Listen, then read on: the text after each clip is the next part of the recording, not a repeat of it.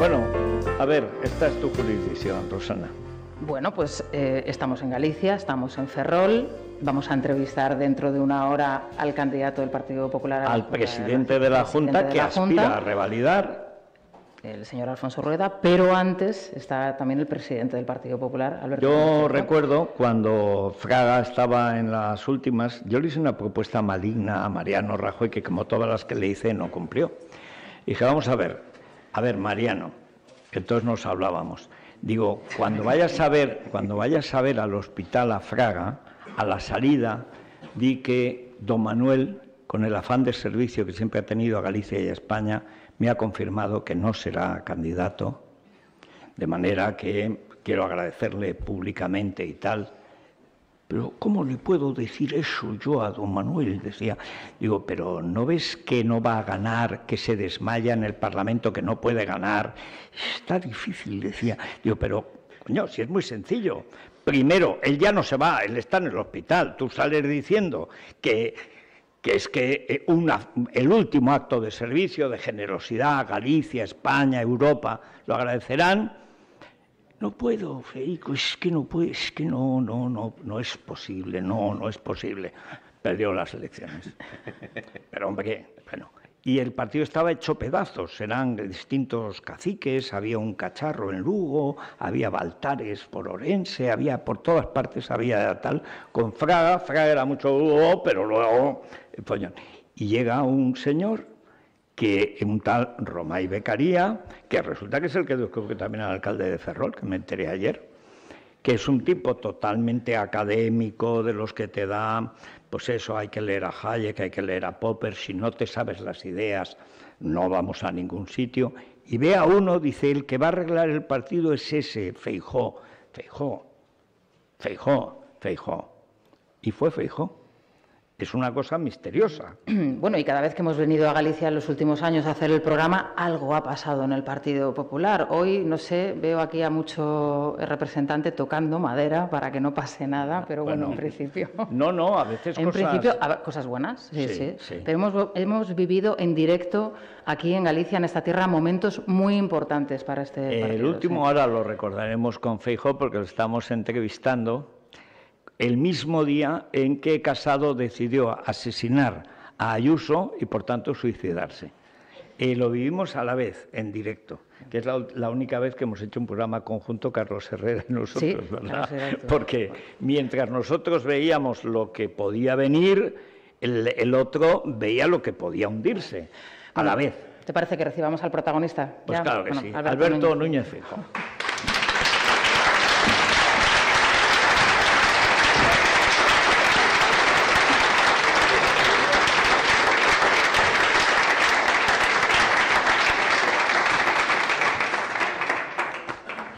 Bueno, la vida en las democracias es impensable sin los partidos políticos. Esto es así. Cuesta admitirlo, dice, bueno, pero la democracia no son los partidos, pero sin partidos políticos no hay democracia. Y yo recordaba, pues esto, cuando un tal Romay, que es un sabio absoluto, dice, no, es Feijóo el que puede rehacer el partido. Uy, boinas, birretes, eso será imposible. Esto no tiene remedio y tal. Lo tuvo. Pero es que además, la penúltima vez que estuvimos con Alberto Núñez Feijóo en Sanjenjo, era cuando estaba Casado tratando de matar a Ayuso y ahorcándose él, y estábamos en directo y le iban pasando a Feijóo lo que estaba diciendo Casado. Y la primera parte que le había dado una salida, recuerdo cuando le dices, el presidente puede echar a toda la junta directiva, es decir, no solo a Teodoro, a todos. Y en ese momento nos pasan que Ayuso, mientras la gente moría, ha estado enriqueciendo a su familia y dice, bueno, ya está claro que no quiere colaborar. Y estaba Rueda pasándote precisamente los papeles con expresión de pánico, porque claro, aquello era el caos total. Pero mira por dónde aquello al final salió adelante, cosa casi milagrosa. Ahora, en la perspectiva de todo lo que ha pasado, hace un año pues le encargan un partido que no es que esté en las últimas, es que estaba en las últimas de las últimas. Tiene un gran poder territorial, en las generales pasa lo que pasa, o mejor dicho, lo que no pasa, pero ayer vimos una situación que reconozco que me congratula, porque cuando veo que a Sánchez le va mal, creo que a lo mejor a España le va muy bien, o le puede ir bien, pero sin embargo queda mucho camino. ¿Cómo valora, como jefe de la oposición, lo que ha pasado esta semana en todas las instancias europeas? Porque ha sido una catarata prácticamente desde el lunes, sobre todo martes, miércoles y jueves, han sido muchos actos, todos contra, digamos, el proyecto de futuro de Sánchez, que pasa por la ley de amnistía. Ayer ya se decía, nos contaba Rubén Fernández, que ya en los círculos, cuando oyes a los socialistas deprimidos dándole ahí al whisky y tal, no sale. La ley de amnistía no sale. ¿Usted cree que realmente todavía Sánchez puede intentar reflotar ese barco o realmente va a tener que cambiar de dirección? Porque ese esquema, sobre todo después de la carta que le manda a usted, además, Puigdemont, no sé muy bien por qué, yo creo que está loco de verdad, pero en fin. ¿Cree que realmente Sánchez puede cambiar de guión o está condenado a seguir hasta caer? Muy bien, bueno, pues muchas gracias a Federico, bienvenido a Ferrol, y a tu equipo. Muchas gracias a las personas que se han desplazado hasta el puerto de Ferrol. Para mí es un honor estar aquí en esta campaña gallega, que es una campaña especial para el Partido Popular por la trascendencia que ha tenido y sigue teniendo Galicia en el partido, y también, lógicamente, por mi propia biografía. Bueno, esta semana ha sido una semana donde, evidentemente, los problemas de los españoles no se paran como consecuencia de que el señor Sánchez necesite los votos del independentismo. Lo que está claro es que no había investidura sin el independentismo y no habrá legislatura sin el independentismo. La primera cuestión pues la ha conseguido, que es la investidura. Ahora bien, la legislatura es mucho más complejo. Entre otras cosas porque la Unión Europea es el lugar donde hemos decidido estar con buen criterio, y la Unión Europea se basa, como usted sabe, en cuestiones básicas, ¿no? Y quizás el pilar fundamental de la Unión Europea es el Estado de Derecho. Sin Estado de Derecho no hay Unión Europea. Los principios fundacionales de la Unión Europea es la separación de poderes, la igualdad de los ciudadanos ante la ley y la independencia del Poder Judicial. Y esos tres principios son los que están atacados en España, porque ese fue el precio para conseguir la investidura. Y eso puede ocurrir durante un tiempo concreto, que es la investidura, pero después hay que gestionar todos los días, ¿no? Esta semana ha ocurrido. Pues ha ocurrido hechos evidentes que llevamos desde hace mucho tiempo hablándolos y que el Gobierno ignorándolos, que es la sequía. Y es que a pesar de que aquí hay un temporal, pues lo cierto es que de Madrid para abajo, incluido el noreste, Cataluña, todo el Mediterráneo, Andalucía, pues tenemos unos problemas enormes de agua. Llevamos 5 años sin infraestructuras hídricas, las confederaciones hidrográficas paralizadas y un dogmatismo medioambiental impropio de un país que tiene graves dificultades de agua.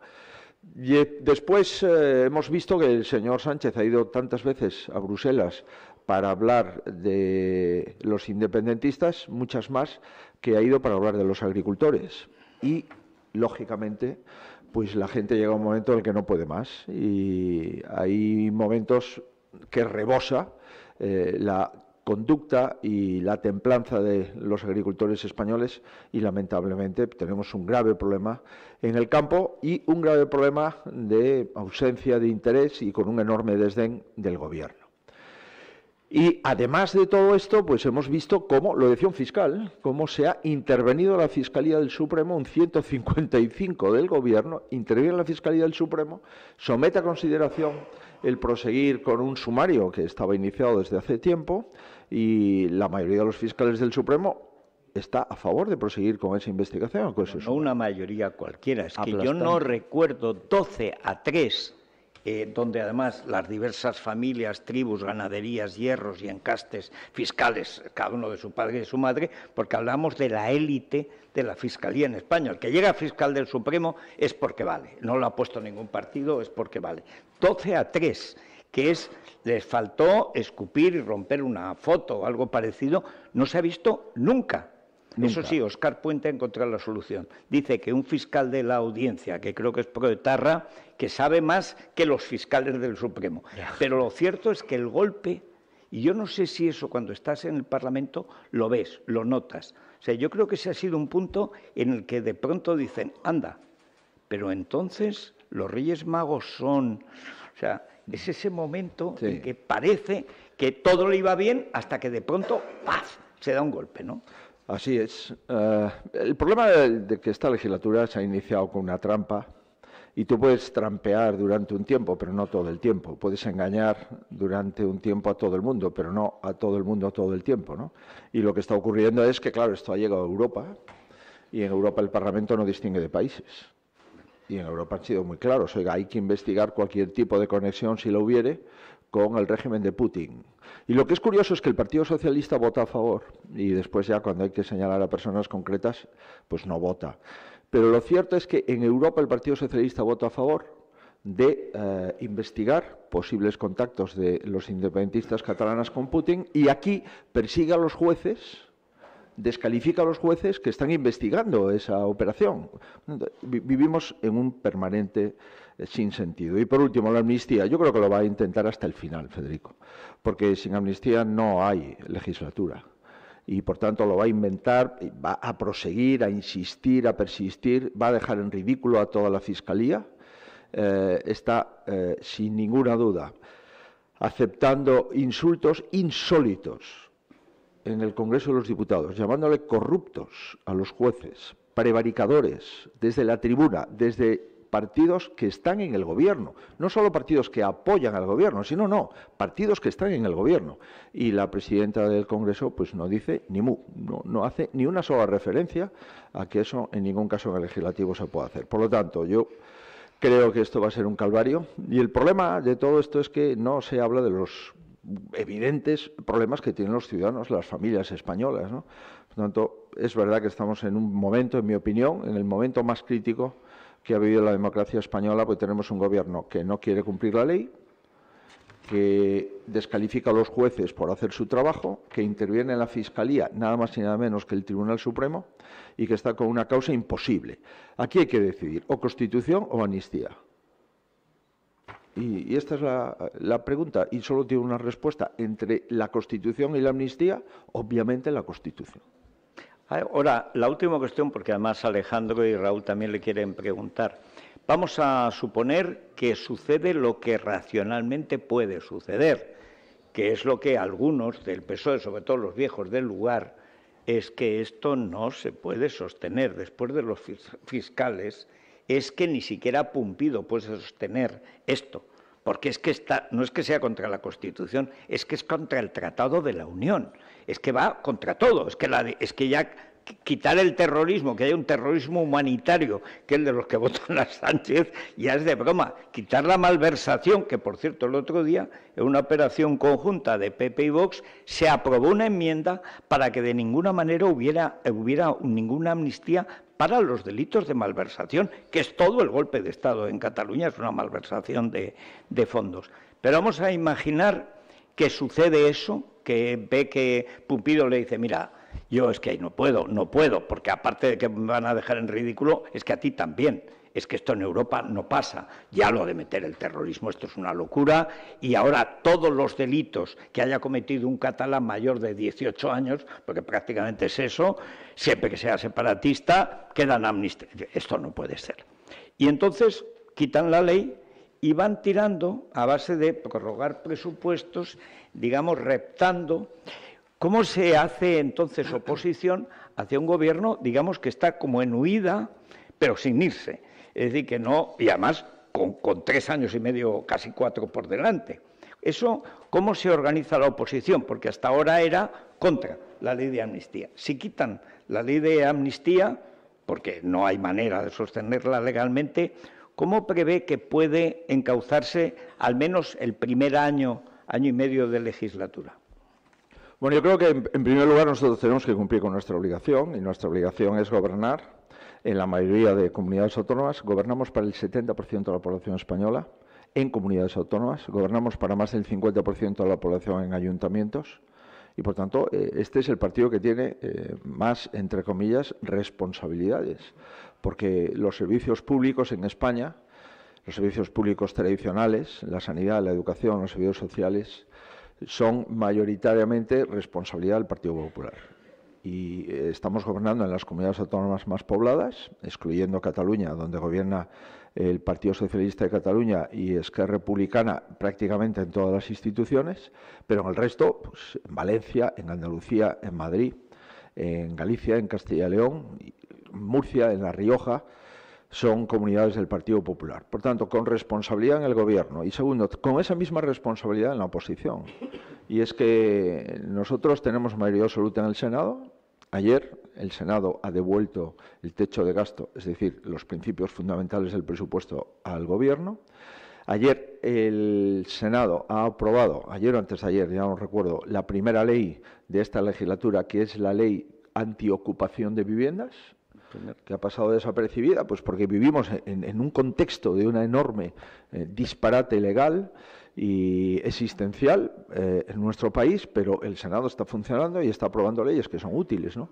El desalojo de personas que no respetan los derechos de los demás, ocupándole su vivienda y, por tanto, conculcando el principio de propiedad, que es un principio básico en cualquier país occidental, pues esta ley está aprobada por el Senado. Ahora tiene que ir al Congreso. Y a ver quién dice que no. Pues el Gobierno. Claro. Sumar dirá que no, el PSOE mirará para otro lado y, por supuesto, pues el independentismo catalán estará en contra, al menos el independentismo de Esquerra Republicana. De cada 10 viviendas que se ocupan en España, de cada 10, 4 se ocupan en el área metropolitana de Barcelona. Y en Cataluña 6 de cada 10 en total, porque Tarragona, Gerona también es la tierra cómoda para el AMPA, además que son narcopisos la mitad. Sí, y cuando te ocurre eso en tu barrio, en un edificio colindante, en un edificio próximo, automáticamente pues se acaba la convivencia en el barrio. Aquí en Coruña hace un par de días una serie de vecinos en un barrio de La Coruña empezaron a hacer caceroladas para que saliesen personas que estaban ocupando un edificio donde, según los vecinos, seguro que es verdad, se estaba traficando con droga. Claro, eso está destrozando la convivencia del barrio, ¿no? Entonces, estamos impulsando leyes en el Senado, estamos haciendo nuestro trabajo. Ayer vino la Comisión de Venecia, porque la hemos llamado para que compruebe si en este país o no se está respetando el Estado de Derecho con la ley de amnistía, y se personó aquí personas reconocidas, independientes, para conocer por qué una de las cuestiones más importantes en 45 años, que es una ley que no tiene encaje en la Constitución, se hace mediante un procedimiento sin pedir ningún tipo de informe, ni al Consejo General del Poder Judicial, ni al Consejo de Fiscales, ni al Consejo de Estado. La gente se pregunta, oiga, si esta ley es dudosa, su constitucionalidad, ¿cómo se hace omitiendo los informes preceptivos? Porque es evidente que el Gobierno sabe que si somete a esos informes preceptivos va a tener informes negativos y por tanto no puede seguir con su tropelía. Pues la Comisión de Venecia se ha preguntado al respecto y vamos a seguir trabajando, presentando propuestas. Hay un grave problema, es evidente, están los tractores en las carreteras españolas con los precios de los alimentos. Han subido un 32%. Aquí ha subido la electricidad, ha subido el gasóleo, ha subido el forraje, han subido los piensos, han subido los abonos. Bueno, pues resulta que el Gobierno, que se está forrando con la inflación, porque cuanto más suben los precios, los impuestos no bajan, por lo tanto, se recauda más. No es lo mismo el 21% de 100 que el 21% de 130, pues, oye, se negó, y lo sigue haciendo, y llevamos proponiéndolo hace un año, a rebajar el IVA de la carne, del pescado y de la conserva. Ah, pues no. Además, el 1 de enero del 23 somos el primer país que le mete un impuesto al plástico. Y si todo. Todo. O sea, más impuestos, no rebaja, impuestos nuevos y aún encima, pues, en fin, despreciando cualquier propuesta que haga la oposición. Ayer me enseñaba una señora su nómina de la pensión. Efectivamente, le han subido la pensión, pero ha subido una escala en el impuesto del IRPF. Y, por tanto, el neto que le queda entre lo que le suben por la pensión y que lo que le incrementa el IRPF, pues es un neto, creo recordar, que eran de 20 o 25 euros al mes. Oiga, pues aquí no, estamos incrementando la capacidad adquisitiva. Falso. Los salarios están subiendo menos que la inflación acumulada de los últimos años. Por tanto, el poder adquisitivo de la gente ha bajado. Esta es una forma, y vamos a seguir, de hacer oposición con mesura, pero con determinación, con la mayor pedagogía que podamos y después teniendo las cosas muy claras. Nosotros no hemos venido aquí más que a defender la igualdad de los españoles, defender el Estado de Derecho, defender el Estado de las autonomías, la nación española, 500 años. Merece la pena ser defendidos y no vamos en ningún caso a mirar para otro lado. La economía española no va bien. Si cogemos los fijos discontinuos, fíjese, un gobierno que habla de transparencia, que se mueven, depende de los informes que cojas, entre 400.000 y 600.000 personas. 800.000 según uso. Pues el número de parados se mantiene igual que en el año 2018. Y cuando vamos a las afiliaciones a la Seguridad Social, que el dato es más positivo, hemos crecido en afiliaciones a la Seguridad Social. Otra cosa son las horas que trabajan las personas que están afiliadas a la Seguridad Social. Pues de 1,5 millones de afiliados más a la Seguridad Social, 500.000 son funcionarios. Por tanto, son personas que el resto de los trabajadores le pagan su salario a través de sus impuestos. Y después, cuando vemos el crecimiento de la economía española en los últimos 5 años, desde el 19 hasta aquí, observamos que estamos a la cola del crecimiento económico. Pero lo que es preocupante, oiga, crecemos menos que la media de Europa. Hemos pedido convergencia en renta, estábamos en el 92% de la convergencia per cápita en renta con los países de la Unión y ahora estamos en el 85%. Ya estamos en el conjunto de países pobres, los países que tenemos derechos a fondos de cohesión. Pero es que además nos hemos endeudado con 400.000 millones de euros más de deuda, que si la dividimos por el número de días que lleva Sánchez de presidente desde el año 18, salen a 211 millones de euros de deuda más cada día. Y además, por si fuera poco, había un incremento de impuestos que hemos pagado 62.000 millones más en impuestos. Por tanto, pagamos más en impuestos, tenemos más deuda, no controlamos las cuentas públicas y aún encima tenemos este problema enorme que para mantener a un señor en el gobierno pues hay que conculcar todas las leyes, empezando por los tratados europeos y por la Constitución española. Alejandro. Buenos días, señor Feijóo. Se le ve en plena forma, tiene razón Federico. No sé si oís que haya haya buenas noticias para el día 18, me imagino que sí. En Galicia siempre está uno en buena forma. Ya le veo, también aquí recupera el tono. Sí. Y hablando de jueces, hace nada hubo la reunión en Bruselas del señor González Pons con el señor Bolaños y con el comisario Reynders para ver si se renegocia o se renueva el Consejo del Poder Judicial. Acaban ustedes de acordar con el PSOE nada menos que la reforma de la Constitución, artículo 49. ¿Qué pinta tienen esas negociaciones para renovar el Consejo? Eso va a... Ya sabemos cuáles son las condiciones que pone el Partido Popular. ¿Eso va el PSOE con buena voluntad o eso no tiene pinta de que al final se consiga sacar adelante esta cuestión que realmente ya lleva unos cuantos años atascados? ¿Qué pinta tiene? Bueno, yo creo que lo primero es agradecerle a la Comisión Europea que haya querido supervisar, mediar, como queremos llamarle. En Europa le llaman diálogo estructurado, que es que hay un comisario, por lo tanto un ministro de Europa, el ministro de Justicia europeo, el señor Reynders, que se ha sentado ante, no el gobierno, sino ante 2 grupos parlamentarios, el Partido Popular, primer grupo parlamentario en España, y el Partido Socialista, segundo, por tanto no entre el gobierno y la oposición, sino ante 2 grupos parlamentarios, dado que es el Congreso y el Senado los que eligen al Consejo General del Poder Judicial con la legislación actual. Y, en consecuencia, esto es un indicador que a nosotros nos da una cierta expectativa. Porque negociar con Bolaños, sabes que antes o después te va a engañar. Y como ya nos engañó una vez, pues es evidente que la segunda ya, si un mediador, ya no vamos a seguir hablando. Pero no un mediador panameño o un mediador salvadoreño, no. El comisario, el ministro de Justicia de Europa. Bueno, creo que en este momento es imprescindible que Europa se dé cuenta y se está dando cuenta de cómo está el Poder Judicial en nuestro país. Y probablemente por eso han aceptado, porque es un hecho insólito, que se acepte un diálogo estructurado en este sentido. Nosotros lo hemos dicho, y yo lo he dicho claramente, es decir, oiga, aquí hay renovación del Consejo y ley y renovación del Consejo o no habrá acuerdo. Por tanto, no le vamos a hacer perder el tiempo al señor Reynders. Se lo hemos dicho al señor Reynders y cada vez que tengo ocasión de pronunciarme al respecto lo vuelvo a reiterar. Necesitamos profundizar en la independencia del Poder Judicial a través del órgano de gobierno, que es el Consejo. Necesitamos acreditar que se tienen que acabar esto de las mayorías y minorías conservadoras, progresistas y no sé qué.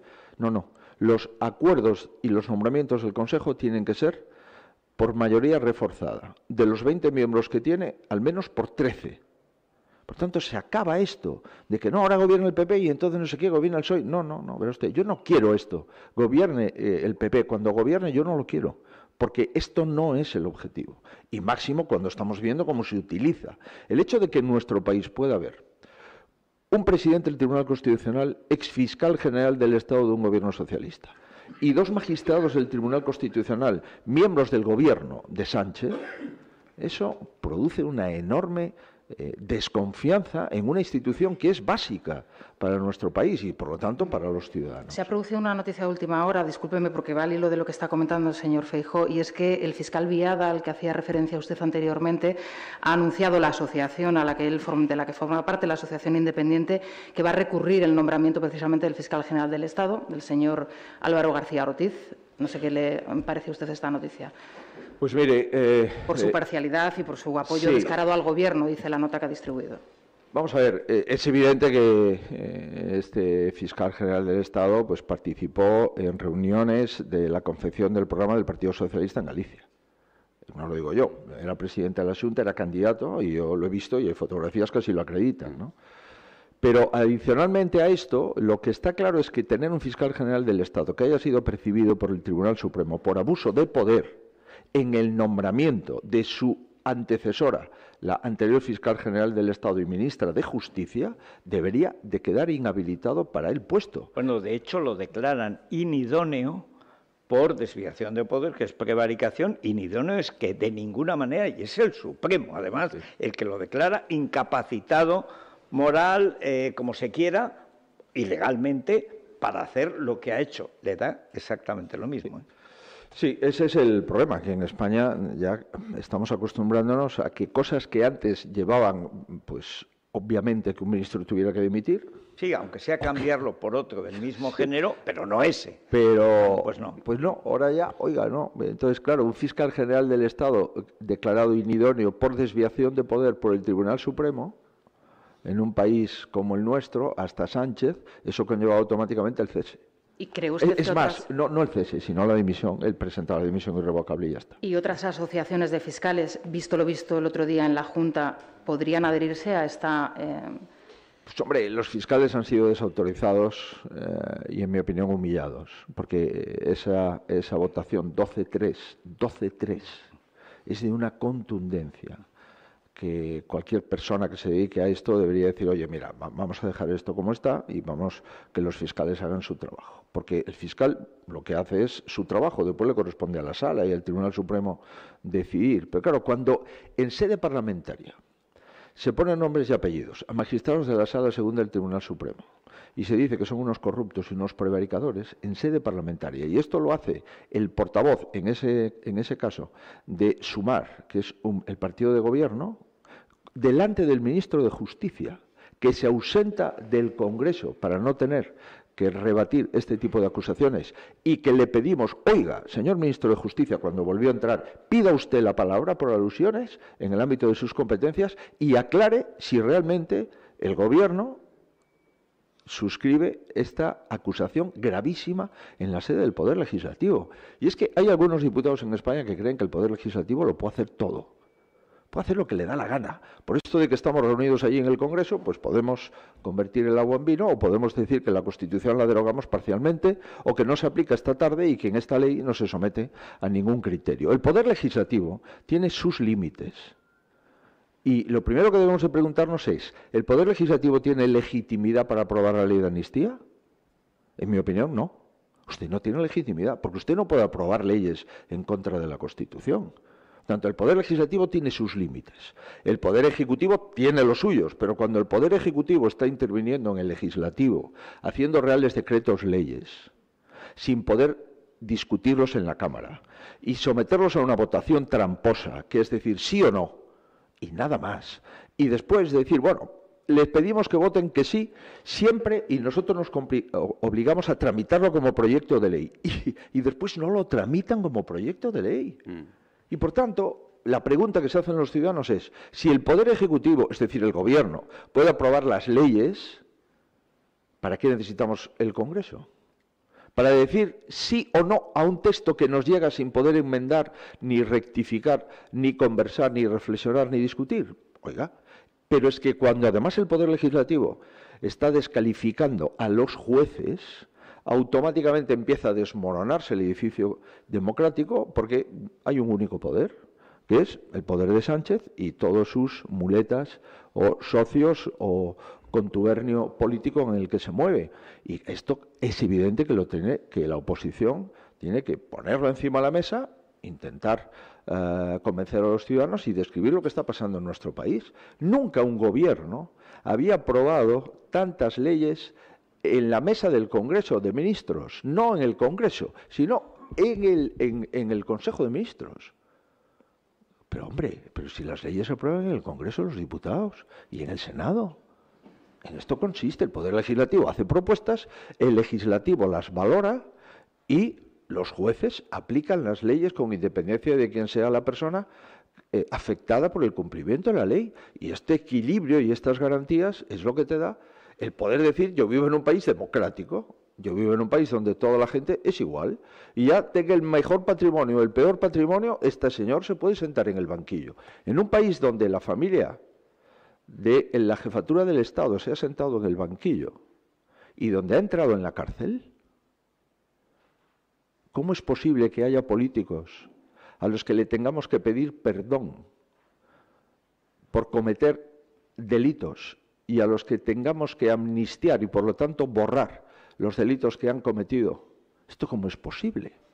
Yo me quedo con aquella España en la que hemos vivido, donde aquí todo el mundo es igual y nuestro objetivo fundamental es llegar al gobierno para reponer la igualdad de los ciudadanos ante la ley, que es un objetivo básico de un demócrata. Bueno, tenemos entre nosotros a un superviviente de Marta Lois. O sea, no son tantos. Pero el director de Libertad Digital fue alumno de Marta Lois, ha sobrevivido con éxito.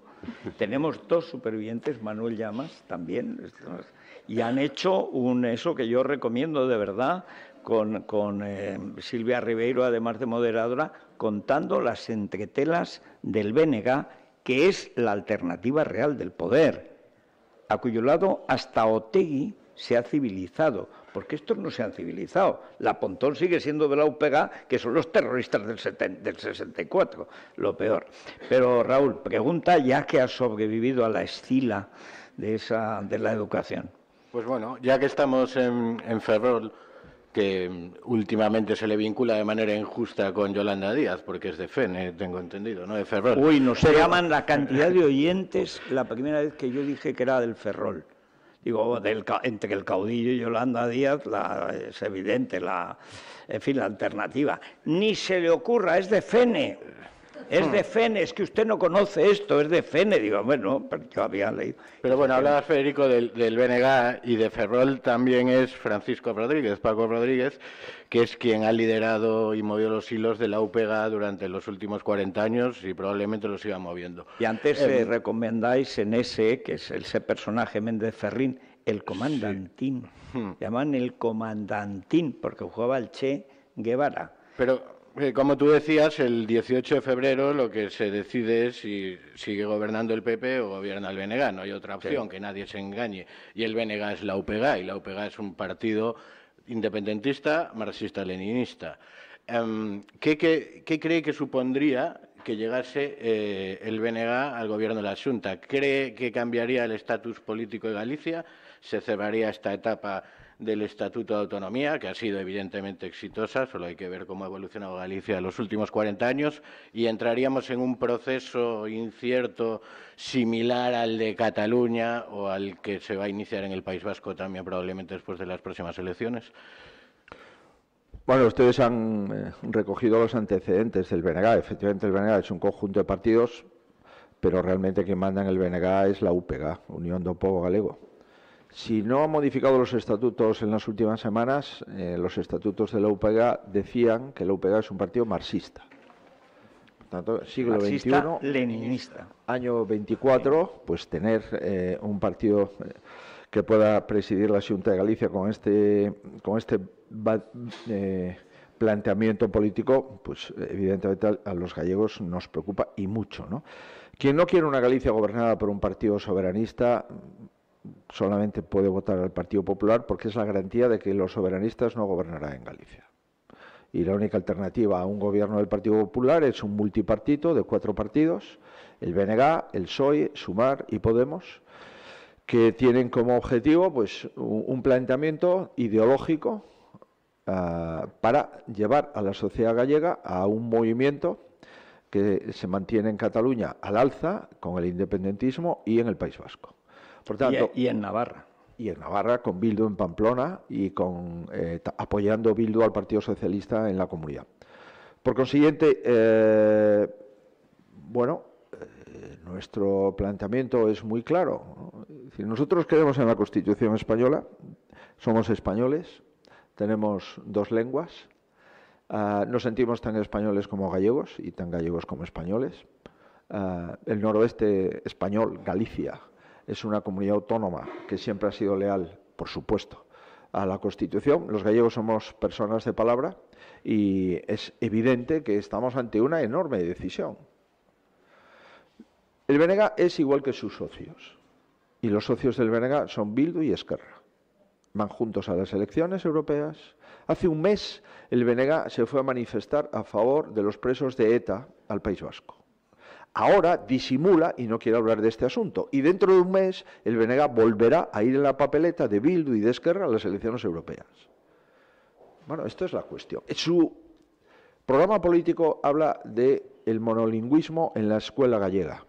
Es decir, la imposición de uno de los 2 idiomas oficiales, el gallego, en las escuelas. Y ahora dice que no, que lo que hay que hacer es garantizar que los niños sepan gallego. Oiga, mire, el nivel de comprensión escrita, lectora del gallego es más alto, al menos lo era hasta hace 2 años cuando estudiaba este tipo de cuestiones, más alto que en ninguna otra comunidad autónoma con 2 lenguas. Por tanto, el problema no es conocer gallego. El problema es que la gente, después de conocer gallego, porque lo conoce y se le enseña en los colegios, lo utilice o no lo utilice con mayor o menor intensidad. Pero esta no es la cuestión. ¿Y estos señores son soberanistas? Sí. ¿Plantean un referéndum de autodeterminación? Lo llevan en su programa electoral. Por consiguiente, esto es romper 45 años de progreso económico, de progreso social, de unidad de la sociedad gallega.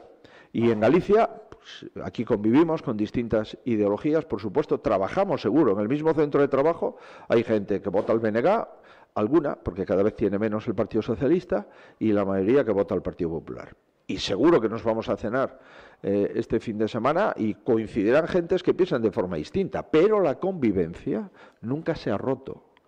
Y por tanto me preocupa muchísimo que esta tierra, que es la mía, nos metamos en la deriva de la ruptura y de la fractura de la convivencia que lamentablemente viven en muchos lugares, en muchos pueblos de Cataluña y también en lugares del País Vasco. Nos jugamos en consecuencia tener un gobierno homologable a una región europea o un gobierno atípico de regiones europeas que no se saben muy bien lo que quieren ser, pero yo espero que las vibraciones en esta campaña están siendo buenas, pero hay un peligro gravísimo, que es la confianza. Si te confías en que por esto de que las encuestas dicen, las encuestas pueden decir lo que quieran. Y le puedo hablar con autoridad en este asunto. Las encuestas dicen lo que quieran y hasta después las tuyas. Y después en las urnas, pues resulta que te falta pues un punto en no sé dónde, 150 votos allá, 300 en esta provincia y no sé qué, y te quedas a 4 de la mayoría absoluta. Y aquí en Galicia solamente se discute una cosa. El PP va a sacar 37, es decir, uno menos de la mayoría absoluta, o va a sacar 38 más. Esta es la pregunta. Yo quiero que los gallegos tengan esta pregunta clara, que es la única de las elecciones, y en consecuencia, de acuerdo con su planteamiento y su visión de Galicia, ejerzan después su voto y que vayan a votar. A ver, Silvia, hay muchas llamadas de oyentes. Hoy nos vamos a centrar en los oyentes que nos acompañan aquí en Ferrol. Señor Feijóo, faltan 9 días para las elecciones. Hay mucha incertidumbre, menos el CIS. Es verdad que todas las encuestas les dan como vencedores a su candidato, el señor Rueda, pero puede pasar cualquier cosa. Por ahí vamos a empezar, si le parece, pero los oyentes también quieren que explique uno de los proyectos que más ilusión ha generado en los últimos tiempos, y es esa prueba única de acceso a la universidad. Tenemos que trabajar más para conseguir estar en Galicia por muchos años en primera fila, Con mayoría absoluta. En una supuesta aparición de Vox en el Parlamento gallego y que el PP dependiera de Vox, ¿qué ocurrirá? Señor Feijóo, la propuesta de la VAU única para todas las comunidades me parece muy bien, pero ¿no cree que tendría que ir asociado a unificar también los contenidos? Porque si no sería inviable. ¿Qué iban a poner? ¿Una VAU a nivel de la comunidad con menos nivel académico? ¿Qué le parece el trabajo de la nueva generación de personas que tiene el Congreso, Cayetana, y el resto de las personas que tiene ahora con Miguel Tellado también? Señor Feijóo, ¿cómo está su ánimo? ¿Qué esperanza tiene de ganar? Nosotros, muchos españoles, lo estamos deseando. Ánimo y adelante. Me da la impresión de que hay un clima favorable aquí. A ver, esto de la EBAU es una cosa que es novedosa. Yo llevo décadas diciendo, vamos a ver, si tienes poder territorial, y el gran problema es que no puede ser que un señor de Valladolid se vaya a Sevilla o se vaya a Las Palmas para sacar adelante una carrera cuando no tiene ese nivel, y ese señor de Valladolid que se ha quedado en Valladolid se queda sin plaza, cuando vale más que el otro que a lo mejor en Santa Cruz de Tenerife se lo han regalado. Ya ni cuento lo de Cataluña, porque hasta en sus evaluaciones ya no saben español, tampoco saben catalán, no es seguro que sepan árabe y el inglés lo desconocen. O sea, yo no he visto una cosa igual, pronto hablarán por signos y cosas así. Pero claro, la EBAU es la primera cuestión. Y la oyente, creo, decía algo importante. ¿Cómo se va a hacer una evaluación común sin contenidos básicos comunes? Porque claro, es que si no, luego el profesor está evaluando peras y manzanas, ¿no? Sí, bien. Le comentaba antes que una de las cuestiones que tenemos es que tenemos una enorme responsabilidad de gestión. Por tanto, somos un partido de Estado que sabe que es gestionar, y tenemos que demostrar que gestionamos mejor, y cada vez en el ámbito del Gobierno central estamos en la oposición. Entonces, como tenemos muchas comunidades autónomas, pues lo que hemos trabajado con los consejeros de educación de esas comunidades autónomas, y lo estamos trabajando, seguimos haciendo, lo primero es ponerse de acuerdo en intentar hacer una prueba de selectividad común en el conjunto del país. ¿Por qué? Porque una persona cuando se examina accede a la posibilidad de matricularse en la Universidad Española. Por tanto, si el examen es para tener la posibilidad de estudiar en el sistema universitario español, lo lógico es que el examen tenga denominador común en la mayoría de las materias, porque te da posibilidad para ir al mismo sitio. En consecuencia, no puede ser 17 exámenes para ir al mismo sitio con distintos contenidos y con distintas intensidades. ¿Es evidente que tenemos que hacer avance en los contenidos de los libros? Sí. ¿Cómo? Bueno, los consejeros del Partido Popular creen, y yo lo ratifico, que podemos aproximarnos, por ejemplo, a la Real Academia de la Historia para hacer contenidos en materia de historia común en todo el país, porque la Real Academia de la Historia es única y porque además son personas que no tienen afiliación política y son personas pues cultas que conocen la historia de España y que, por tanto, expliquemos la historia de España pues en el conjunto del país con relación permanente y con contenido sensato. Bueno, es curioso, el otro día en el Congreso, en esta sesión última de control que dio para sí mucho, pues la viceportavoz nuestra en materia de educación le pregunta a la ministra Alegría es el apellido, y le pregunta, bueno, esto de la EBAU, ¿no? Oiga, ¿ustedes lo van a hacer o no? La respuesta es que no cabe en la Constitución, ha dicho la ministra. O sea, que la EBAU no cabe en la Constitución y la amnistía sí. Esto si no estás allí no te lo crees. Yo estaba en mi escaño y decía, yo no puedo dar crédito de que esta señora, que además es la portavoz del Gobierno, y es la portavoz de los insultos del Gobierno, a la vez tenga el Ministerio de Educación, porque la educación y el insulto es lo contrario. Bueno, usted sabe que no acabó nunca una carrera. Ah, eso no lo sabía. Esto es nuevo. Ah, o sea, ella tiene usted... un grado en educación infantil, creo que estuvo 6 meses en una guardería. O sea, ese es su currículo académico real. O sea, que cambió los pañales y limpió algún moco, poco tiempo, no terminó el año. Por supuesto, su niña va al colegio más caro privado de Zaragoza, porque tampoco vamos a engañarnos. Pero es que esto es una cuestión que se nota. Es decir, ¿cómo es posible que en educación tengamos a alguien que ahora que cuando naces, por lo menos en Teruel, ya prácticamente una carrera tienes segura y casi 2, si quieres? No lo ha conseguido en Zaragoza. Bueno, pues esta es la ministra de Educación y dijo además, no cabe en la Constitución ni en los estatutos. Pero sabrá lo que quiere decir estatutos. Es que yo no es seguro, como ella es jarandosa, de estas de Zaragoza, muy echapalante y tal, claro, pero cuando hablan, yo me quedo atónito. Es decir, pero vamos a ver, ¿qué hemos hecho para merecer este castigo, ¿no? Pero esto de lo que usted plantea, antiguamente, antaño, pero yo me digo antaño en tiempos de Aznar, ya se planteó. Y al final nunca acaba de conseguirse. Lo que pasa es que ahora la situación es desesperada, porque es que, claro, es que no pueden entrar en muchas carreras grandes comunidades autónomas. Es verdad que hay unos contenidos de la EBAU que le corresponden al Gobierno central, otros contenidos le corresponden a las comunidades autónomas. Bueno, esto es un sistema educativo muy complejo, eso es así. Tenemos un Estado muy complejo porque la mayoría de las competencias en muchos servicios públicos le corresponden a las comunidades, pero creo que el Gobierno tiene la función de hilvanar, de recoser los contenidos básicos, ya sean en sanidad, en educación, en lo que fuere, y por tanto desde el Gobierno central, claro que se puede, primero porque los contenidos del Gobierno central los marca el Gobierno central y pueden ser iguales para todas las comunidades, y segundo, porque si nos sentamos en una mesa y empezamos a hablar este asunto, estoy convencido que la inmensa mayoría de los consejeros de comunidades autónomas se pondrían de acuerdo. Si se queda 1 o 2 descolgado, bueno, pues se queda usted 1 o 2 descolgado en el 40% del EBAU, pero el 60% es común y además las comunidades autónomas que estén de acuerdo, pues podemos conseguir mucha fiabilidad en esa prueba, ¿no? Por tanto, vamos a seguir trabajando en esto y en otras cosas. La tarjeta sanitaria individual.